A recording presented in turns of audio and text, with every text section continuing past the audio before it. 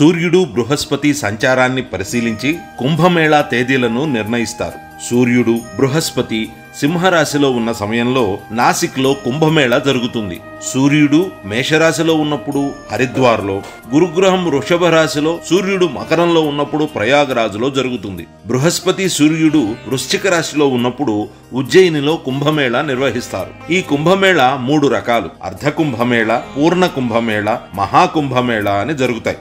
ప్రతి 6 సంవత్సరాలకోసారి నిర్వహించేది అర్ధ కుంభమేళా. చివరి అర్ధ కుంభమేళా 2019లో జరిగింది. ఇక ప్రతి 12 సంవత్సరాలకోసారి నిర్వహించేదాన్ని పూర్ణ కుంభమేళాగా పిలుస్తుంటారు. చివరిసారిగా పూర్ణ కుంభమేళా 2013లో జరిగింది. 12 పూర్ణ కుంభమేళాల తర్వాత, అంటే 144 ఏళ్లకు ఒక్కసారి వచ్చేదే మహాకుంభమేళా.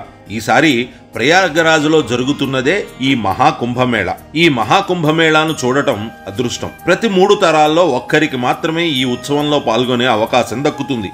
మన ఋషులు, సాధువులు చాలా విద్యావంతులు, శాస్త్రీయ దృక్పథం కలిగి ఉన్నారు. దేవతలు రాక్షసుల మధ్య జరిగిన సముద్ర మదనం నుంచి అమృత కలశం ఉద్భవించింది.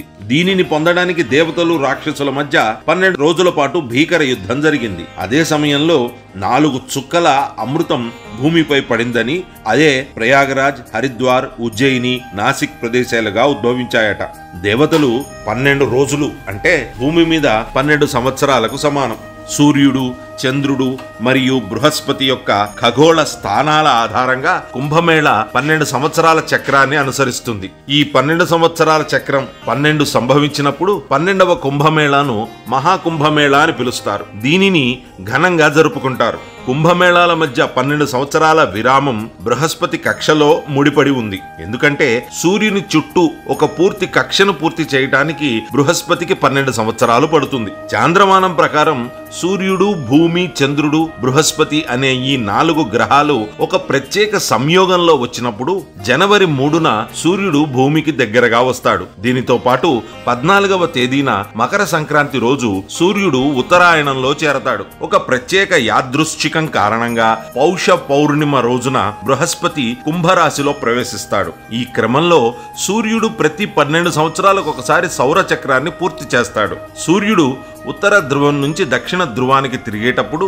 భూమి వాతావరణం సూర్యుని అయస్కాంత క్షేత్రం ద్వారా ప్రభావితమవుతుంది. ఈ అయస్కాంత క్షేత్రం భూమిపై నివసించే జీవులు, మానవులకు అపారమైన సానుకూల శక్తిని ఉత్పత్తి చేస్తుంది. ఇక సౌర చక్ర సమయం కూడా కుంభరాశితో ముడిపడి ఉంది. వాతావరణంలో ఆక్సిజన్ అణువుల సాంద్రత ఎక్కువగా ఉంటే చల్లని రోజులు ఉంటాయి. ఆ సమయంలో వాతావరణం, నీటిలోనూ ఆక్సిజన్ పరిమాణం ఎక్కువగా ఉంటుంది. ఈ ఆక్సిజన్ అణువులు పవిత్ర గంగా నది, యమునా నది, సరస్వతి నది సంగమం వద్ద కలిసినప్పుడు నీటిలో కరిగిన ఆక్సిజన్ పరిమాణం పెరుగుతుంది. ఈ శాస్త్రీయ కారణాన్ని దృష్టిలో ఉంచుకుని మన ఋషులు కుంభమేళా సాంప్రదాయాన్ని అభివృద్ధి చేసి ఉంటారు.